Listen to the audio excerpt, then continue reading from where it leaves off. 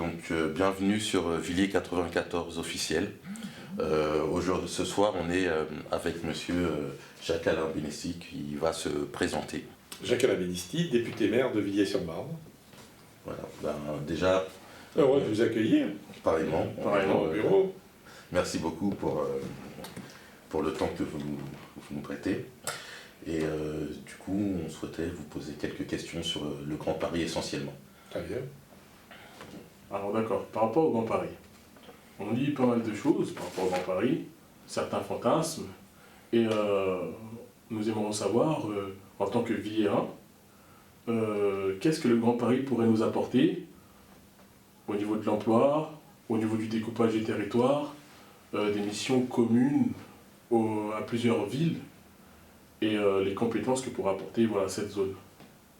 Alors d'abord, il y a une chose que vous ne savez peut-être pas, j'ai été un des 3 rapporteurs du projet du Grand Paris. D'accord. Alors la jeunesse du projet du Grand Paris, c'était de créer des clusters universitaires tout autour de Paris, et au centre de ces clusters, mettre des gares reliées entre elles par un Grand Paris Express, un métro donc rapide, automatique, qui relierait les grands clusters universitaires. Chaque cluster universitaire aurait une spécificité.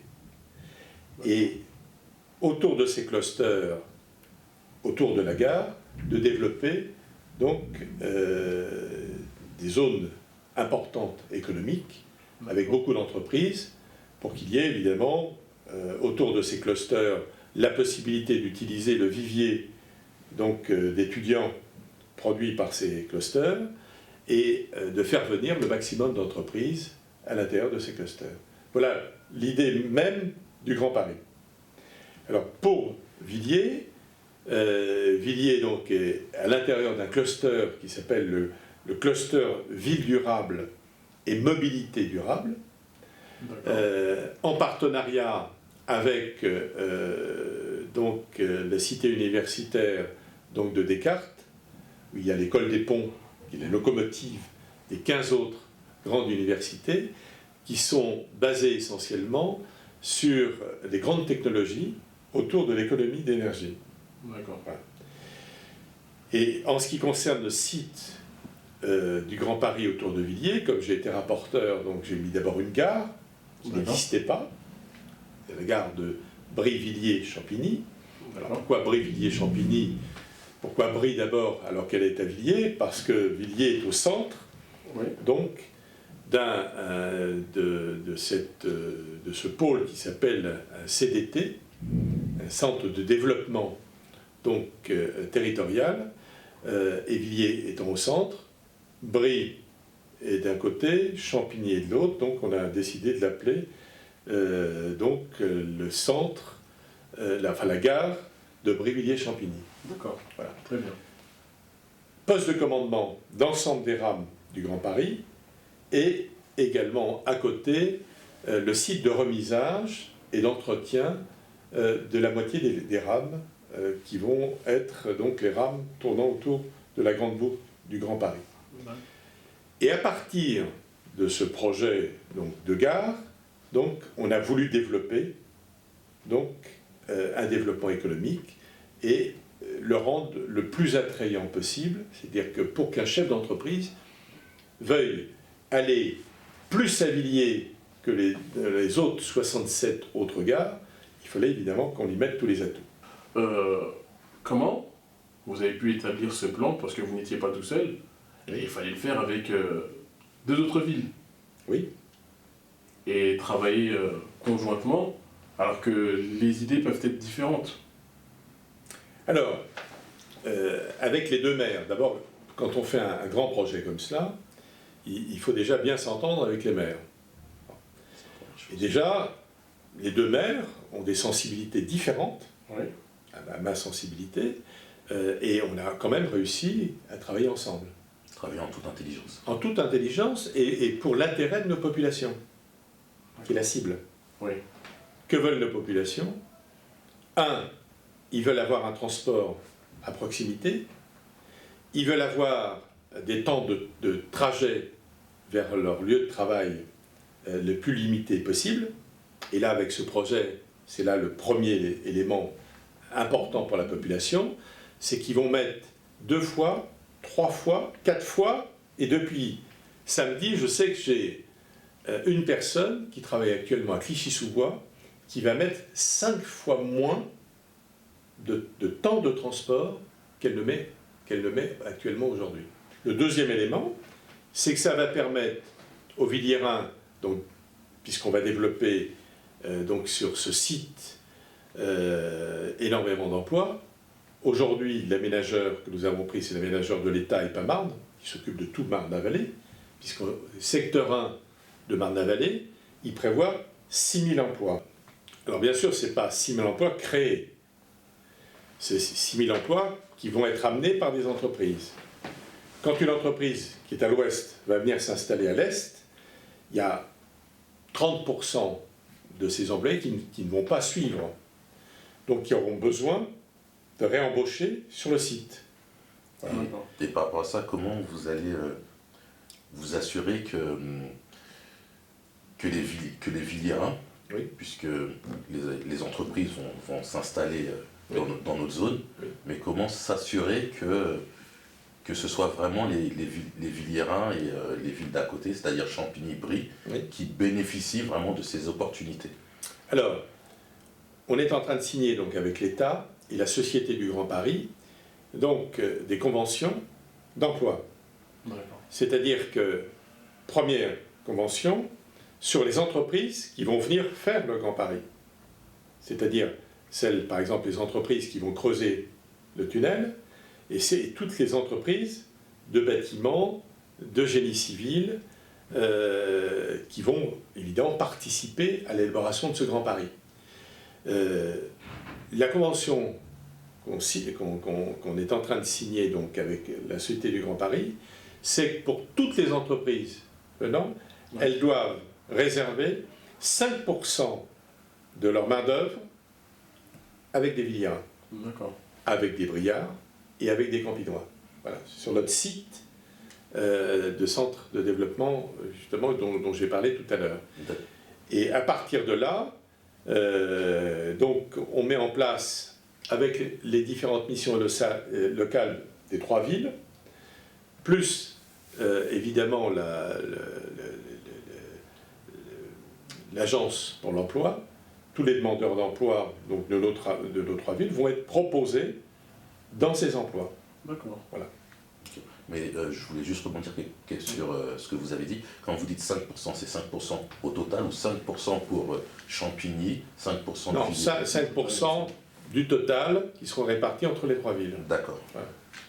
Au-delà de tout ça, on voit que tout le monde s'accorde à dire que entre les territoires d'Île-de-France, il y a des disparités par rapport aux villes. Des villes plus riches que d'autres, des villes moins riches sur le plan financier. Et on voulait savoir, enfin nous Villiérains, si cette métropole du Grand Paris, elle pourra apporter un peu de justice sociale à tout ça. Et est-ce que vous attendez à être épaulé par d'autres communes, ou si vous épaulerez d'autres communes? Alors, le problème, c'est qu'aujourd'hui, Villiers est classé parmi les 400 villes, puisqu'on est à peu près 400e ville la plus pauvre. Bon, ce n'est pas la plus pauvre, évidemment, de France, etc., mais on fait partie des 400 villes les plus pauvres. Pourquoi? Parce qu'on a 30% de notre population qui paye l'impôt, 70%, soit qui est écrêté, soit qui ne paye pas d'impôt du tout. Donc, on a besoin de richesses apportées par les recettes venant des entreprises. Sauf qu'aujourd'hui, on n'avait pas d'attractivité.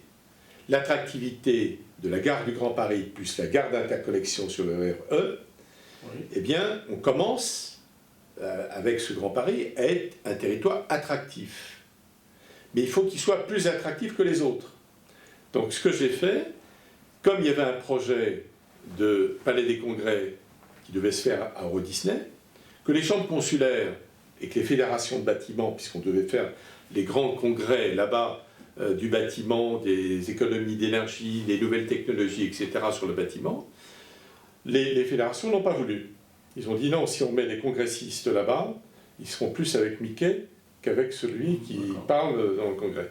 Donc j'ai fait cette proposition en disant qu'ils viennent à Villiers. À Villiers, on est à égale distance des deux aéroports, Orly et Roissy. Avec le Grand Paris, on sera à 22 minutes d'Orly et on sera à 27 minutes de Roissy. Donc, c'est la raison pour laquelle les promoteurs qui devaient construire ce palais des congrès ont décidé de le construire à Villiers. Ce qui fait une valeur ajoutée supplémentaire qu'on met dans la balance auprès des entreprises qui vont venir. Voilà. Mais tout ça, ça a un coût. Est-ce que ça va impacter les Villiérains? Non. Les Villiérains ne seront pas impactés. Pourquoi? Parce que l'aménageur public et l'État, par le biais des PAMARM, qui est l'aménageur public qui s'occupe de cela, va faire en sorte que ça ne coûte pas un centime aux Villiérains. C'est-à-dire que les ventes des charges foncières qui vont être faites, puisque c'est des terrains de l'État, qui vont être vendus par les ménageurs publics, ce qu'on appelle les chaunes, donc à vendre, vont rapporter évidemment des recettes considérables. Avec ces recettes, il y aura évidemment des dépenses, puisqu'après il faut construire toutes les infrastructures autour du nouveau quartier Marne-Europe. Et eh bien, elles viendront, grâce à ces recettes, financer l'ensemble de ces dépenses d'infrastructure. D'accord. Donc aujourd'hui, tout l'aspect financier validé par les services fiscaux a été réalisé. D'accord. Mais dans la question que vous posez, une question pertinente, c'est la question, évidemment, sur l'ensemble du Grand Paris. Évidemment, il y a des villes riches. Est-ce que dans la métropole du Grand Paris, eh bien, il va y avoir un partage des richesses?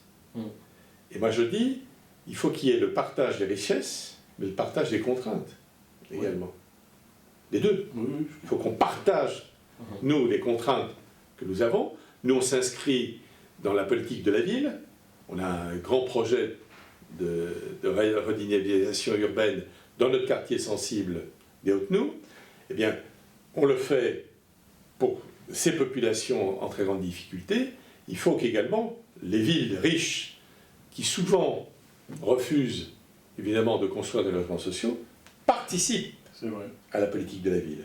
Donc c'est un combat que je mène, avec notamment à l'intérieur de la métropole, puisque je suis vice-président de la commission chargée du développement économique, donc j'essaie d'imposer cela, en disant il ne faut pas que ce soit toujours les villes riches, notamment à l'ouest de Paris, qui n'aient que les entreprises, que le développement économique, et que l'Est parisien ne soit consacré essentiellement qu'au logement, et particulièrement aux logements sociaux.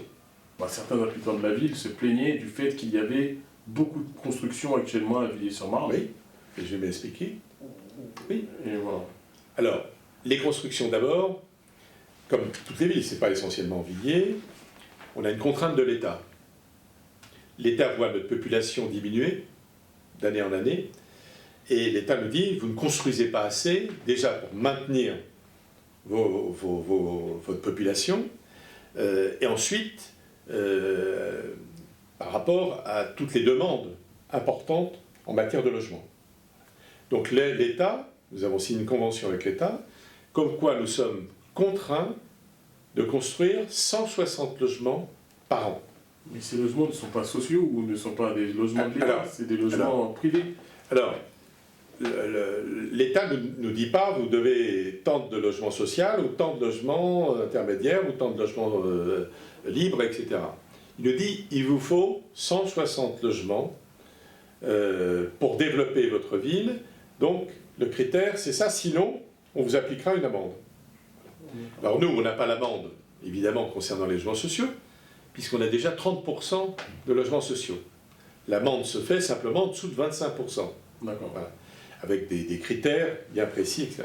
Donc, on est contraint par l'État de construire 160 logements. Ce que, malheureusement, nous ne faisons pas actuellement. L'année dernière, on n'a pas construit un seul logement. Donc, le préfet, on était rappelé alors par le préfet, nous disant, voilà, vous ne respectez pas vos engagements, nous vous demandons une dernière fois, de respecter les engagements, donc de construire. Donc actuellement, on a un certain nombre de chantiers dans la ville qui vont nous permettre de rattraper les 160 logements qu'on n'a pas fait ces dernières années et de construire ces logements. D'accord.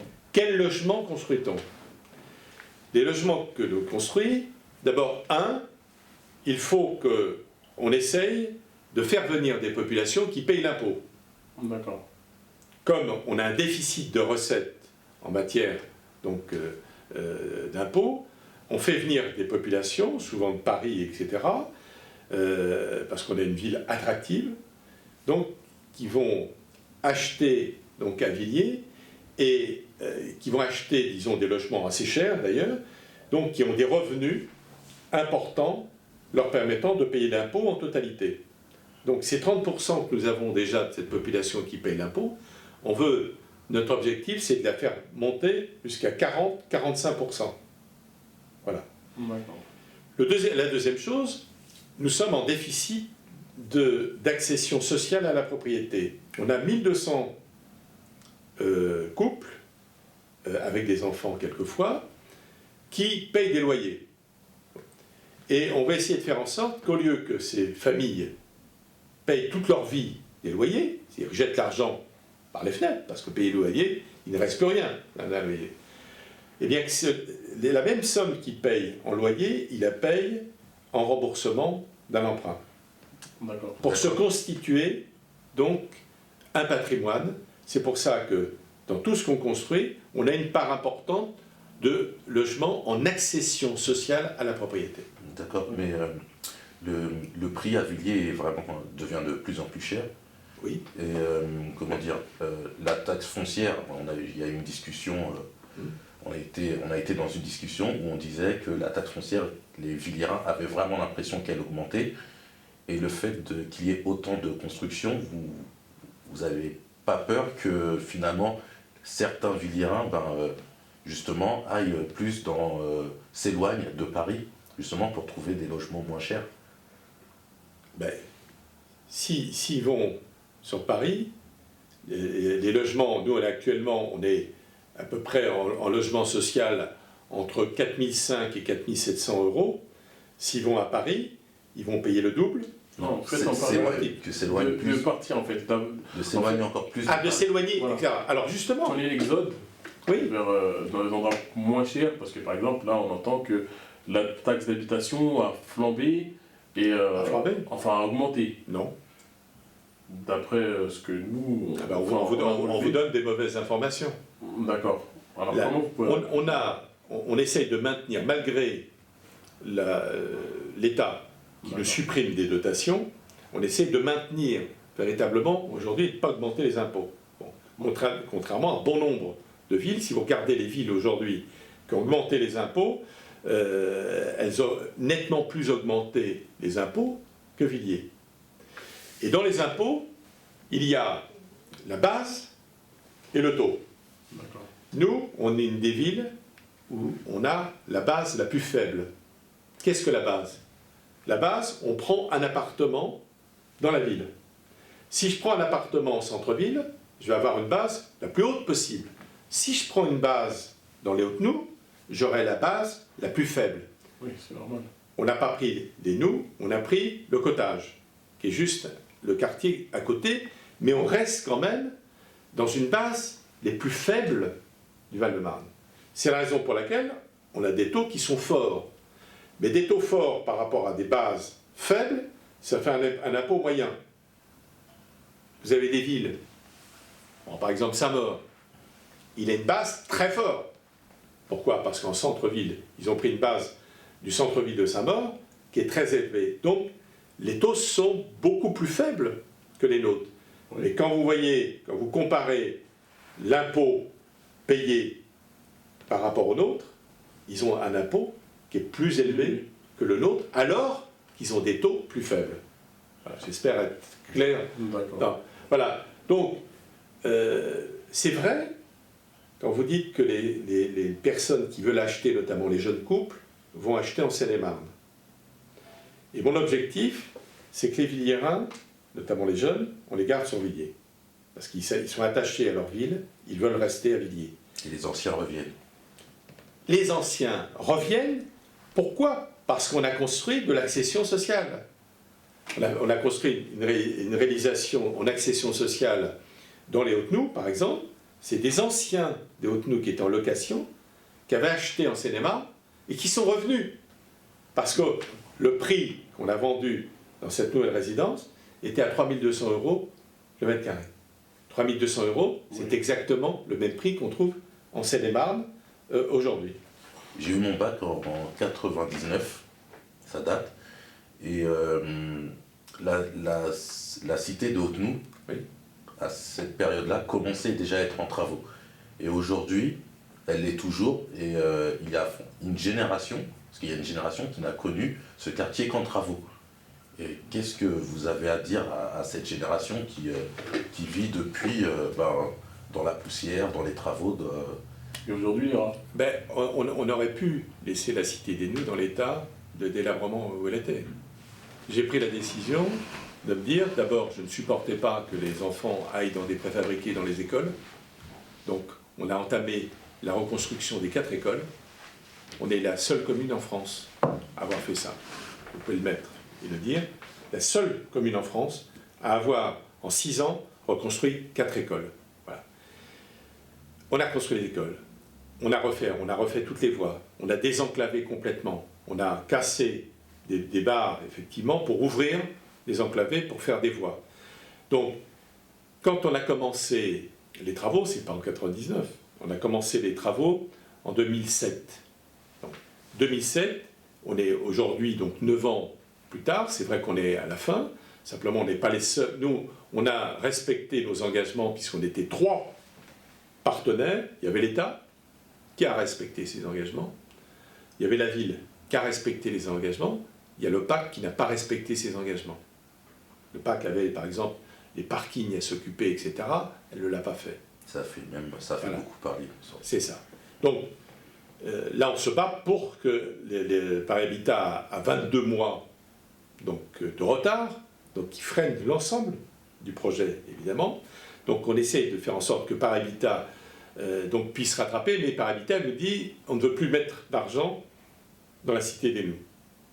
La maire de Paris l'a dit, elle préfère se consacrer à Paris intramuros plutôt que se consacrer à Paris extramuros, puisqu'elle est propriétaire aujourd'hui de ces bâtiments. Et quelle réponse vous pouvez apporter, enfin, qu'est-ce que vous pouvez faire pour que cela change?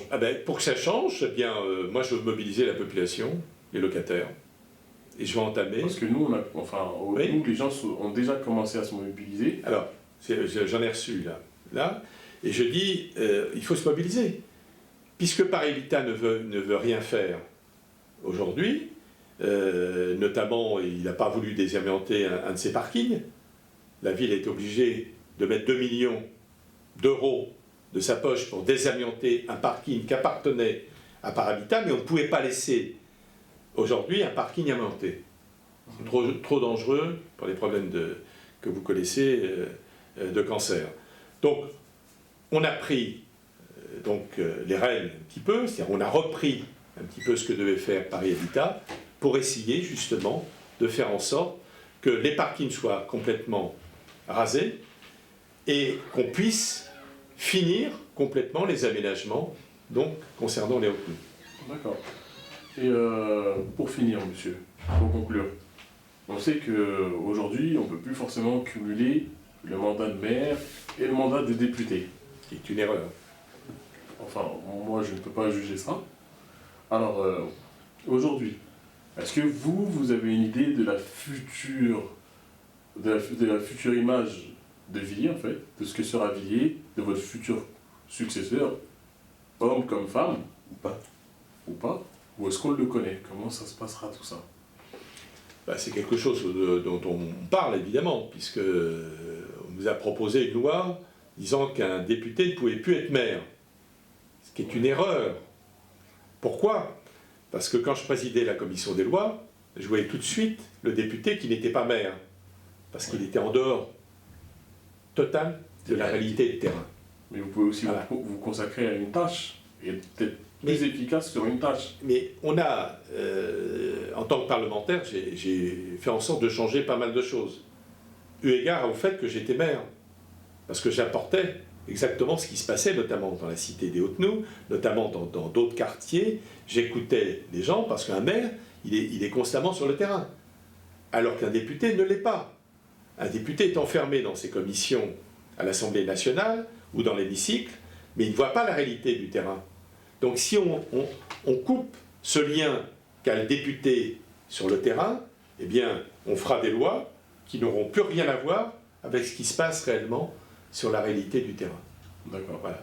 Alors aujourd'hui, pour finir, voilà, cette problématique de succession, comment elle va se passer vu que nous, on ne votera pas, on ne pourra pas voter, et le choix sera fait par vous, par votre équipe. Oui, au sein du conseil municipal. D'accord. Ben, on se réunira tous les élus du conseil municipal et on désignera tous ensemble mon successeur. D'accord. Voilà, mais on essaiera de prendre celui qui a du temps à consacrer à la ville, celui qui a le charisme nécessaire pour occuper le poste de maire, mais c'est tout le conseil municipal, enfin la majorité du conseil municipal qui choisira le futur maire. Si je reste député. Ah, parce que vous pensez que vous pourrez rester maire? Mais écoutez, pour l'instant, je n'envisage pas de me représenter comme député. Voilà, c'est un scoop que vous faites faire, ça. D'accord. Et j'ai juste une question, parce Parce que que on a beaucoup parlé Oui. des Hautes-Noues, Oui. mais Villiers c'est plus que ça. Et on a interviewé une personne du Bois de Gaumont, Nancy, et qui nous a rapporté qu'au Bois de Gaumont, malgré les clichés qu'on se fait du Bois de Gaumont, qu'ils avaient l'impression d'être Enclavé aussi. enclavés, ghettoisés, en fait. Et que au niveau, même au niveau des commerces, que c'était limite laissé à l'abandon, et que eux, ça les embêtait de devoir aller, pour eux, le commerce le plus proche était d'aller à l'épicerie de Noisy-le-Grand, au lieu de pouvoir aller sur Villiers. Oui, mais le problème, quand vous avez un quartier comme ça pavillonnaire, d'abord, la plupart des gens ne vont pas chez les commerçants, ils vont au Leclerc, au Carrefour, etc. Donc tous ceux qui vous disent « Ah ben non, on devrait avoir des petits commerces, etc. » Non. Moi, je me suis battu pour qu'il y ait un commerce, il y a un commerce. Actuellement, il y a une boulangerie également, et donc encore deux commerces. Mais c'est vrai que c'est très difficile de faire venir des petits commerçants dans ces quartiers. Les commerçants, ils veulent aller plutôt en centre-ville ou proche de la gare pour voir évidemment plus de monde. Si on les met à la gare, ils auront 15 000 personnes le matin, 15 000 personnes le soir. Si je les mets dans le Bois de Gaumont, ils auront quoi? Ils auront une centaine de personnes, 150, qui ne feront pas vivre évidemment un commerce. Et on ne peut pas reprocher véritablement aux habitants du quartier du Bois de Gaumont d'aller dans les grands centres commerciaux. Parce qu'ils ont évidemment, ça coûte un peu moins cher, et ils ont une offre évidemment de denrées plus importante. Voilà. D'accord. Ben, merci pour tout. Ben, on vous remercie, ça a été très clair. Je pense que ceux qui suivent le site, du coup, ils auront... Des éléments de réponse. Exactement. Directement, je dirais, de celui qui prend les décisions dans la ville. Exactement. Voilà, au lieu d'écouter ce qu'on dit, etc., parce qu'il se dit beaucoup de choses, etc. Donc, Et puis, merci pour le scoop. voilà, comme ça, vous l'avez comme ça. Donc, voilà. Donc on était sur Villiers 94 officiel avec monsieur le député maire Jacques-Alain Benesti.